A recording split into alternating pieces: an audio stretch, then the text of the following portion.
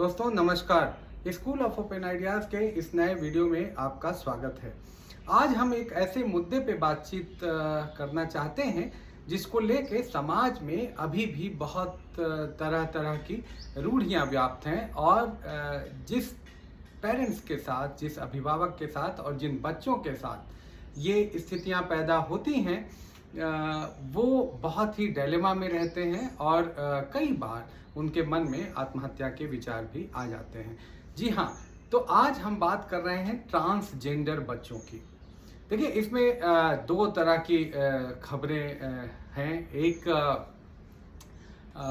अगर नेटफ्लिक्स पे आप जाएं और नेटफ्लिक्स पे आप राना नायडू नाम का अगर आप वेब सीरीज़ देखेंगे तो उसमें एक कैरेक्टर है जो अर्पित से अर्पिता बन जाती है। दरअसल ये एक स्टोरी कोई फिल्मी स्टोरी नहीं है। ये एक रियल स्टोरी पे बेस्ड किरदार है और उस किरदार का नाम पहले सौरभ था। तो देहरादून के सौरभ जब 15 साल की उम्र तक स्कूल में पढ़ते रहे, तब तक वो एक मेल आइडेंटिटी के साथ, एक पुरुष पहचान के साथ अपना जीवन जीते रहे। लेकिन उनके भीतर कुछ स्त्रैण लक्षण, कुछ फीमेल लक्षण थे और जिसकी वजह से उनको बुलिंग का सामना करना पड़ता था देहरादून के अपने स्कूल में पढ़ते हुए।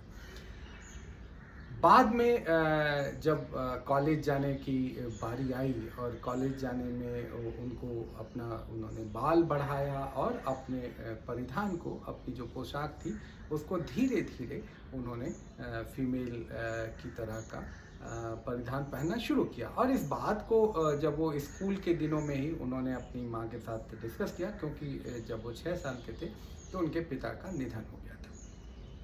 तो जब उन्होंने अपनी माँ से ये चर्चा की कि उनके भीतर इस तरह के टेंडेंसी डेवलप हो रही है, तो उनकी माँ ने बहुत समझदारी का परिचय दिया और उन्होंने कहा कि मुझे इसके बारे में बहुत जानकारी नहीं है, लेकिन मैं तुम्हारे लिए इसमें और जानकारी जुटाऊंगी और सीखूंगी कि इसमें क्या किया जाना चाहिए और क्या हो सकता है।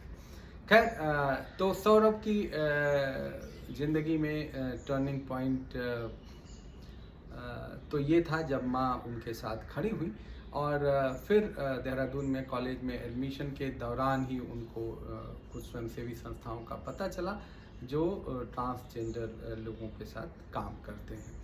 और इसी क्रम में सौरभ का दिल्ली आना जाना शुरू हुआ और धीरे धीरे उन्होंने यहाँ दिल्ली में अपने जीवन और अपनी पढ़ाई चलाने के लिए कई तरह के और काम किए। वो ब्यूटिशियन का भी उन्होंने काम किया, हॉस्पिटैलिटी इंडस्ट्री में भी उन्होंने काम किया। और आज जो सौरभ अपनी एक नई पहचान, क्योंकि उन्होंने कुछ पैसे जुटाए और पैसे जुटाने के बाद उन्होंने जो सर्जरी ज़रूरी थी वो सर्जरी करा के अब वो सौरभ से शिया बन गई और आज वो एक चर्चित और उभरती हुई मॉडल के रूप में मुंबई में काम कर रही हैं शिया। तो शिया को MTV के रियलिटी शो में जो super model of the year में भी उनका सिलेक्शन हुआ।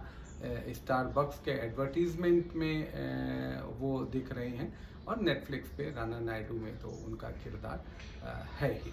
तो इस तरह से अपने हिम्मत का और अपने जुझारूपन का परिचय देते हुए सौरभ से शिया बनने की कहानी को अब वो पर्दे पे भी उतार रही हैं। तो जिन घरों में या जिन अभिभावकों के ऐसे बच्चे हैं उनको बहुत परेशान होने की ज़रूरत नहीं है, क्योंकि अमूमन अगर आप देखें तो ट्रांसजेंडर उत्तर प्रदेश में काफ़ी अच्छी खासी संख्या है, क्योंकि उसमें 20% से ज़्यादा बच्चे जो हैं उत्तर प्रदेश के वो ट्रांसजेंडर के हो सकते हैं। और ऐसे ही बिहार में भी लगभग 8% बच्चों के ट्रांसजेंडर होने के खबरें हैं। ऐसे ही आंध्र प्रदेश में, तमिलनाडु, पश्चिम बंगाल, तो ये आबादी का एक प्रतिशत ट्रांसजेंडर होता रहा है। और लेकिन अच्छी बात यह है कि अब धीरे धीरे इसमें सामाजिक बदलाव आ रहे हैं और अब रूढ़ियाँ थोड़ी टूट रही हैं। लोग इन चीज़ों को एक्सेप्ट करने लगे हैं, बोलने लगे हैं, इनके संगठन बनने लगे हैं और सर्जरी से आप महिला या पुरुष भी बन सकते हैं अधिकांश केसों में। जैसे अभी BHU बनारस हिंदू यूनिवर्सिटी का जो हॉस्पिटल विंग है, तो वहाँ से एक अच्छी खबर ये आई है कि 3 ट्रांसजेंडर्स का इस साल उन लोगों ने सर्जरी करके एक नया जीवन दिया है।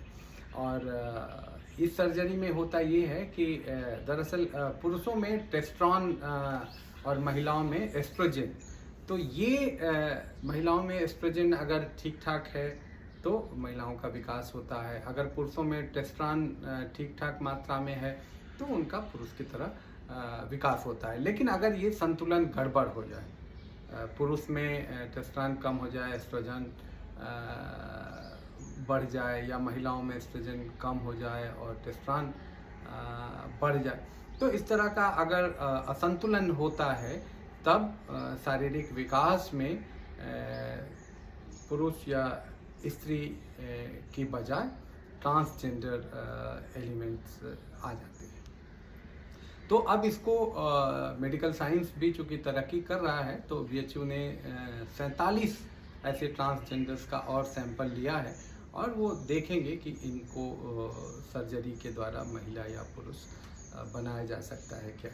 और इस तरह की सर्जरी में एनाटॉमी, पेडियाट्रिक, यूरोलॉजी सर्जरी और साइकेट्रिक, एंडोक्राइन जैसे कई डिपार्टमेंट मिल के इस तरह की सर्जरी और इस तरह की स्टडी को अंजाम देते हैं।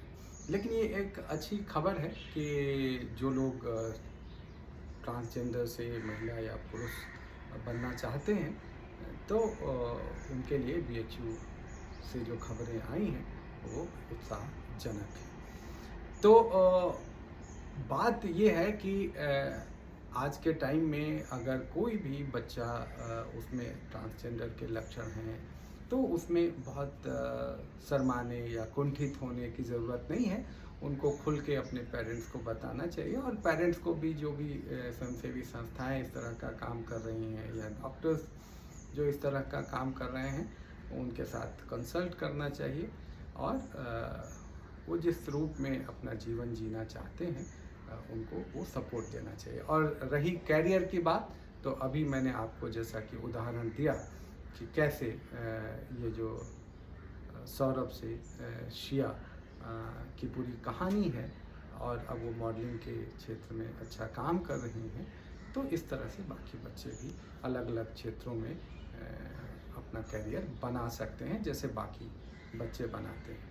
तो पेरेंट्स इस तरह की चीज़ों से भी अवगत रहें और अगर इस तरह की किसी बच्चे में वो लक्षण हैं तो उसके लिए सही समय पे आप सही लोगों से परामर्श लें।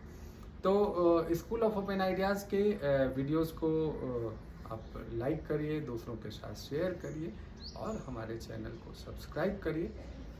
हम फिर पेरेंट्स से जुड़े, बच्चों से जुड़े, एजुकेशन से जुड़े किसी दूसरे मुद्दे के साथ जल्द ही हाजिर होंगे। धन्यवाद, नमस्कार।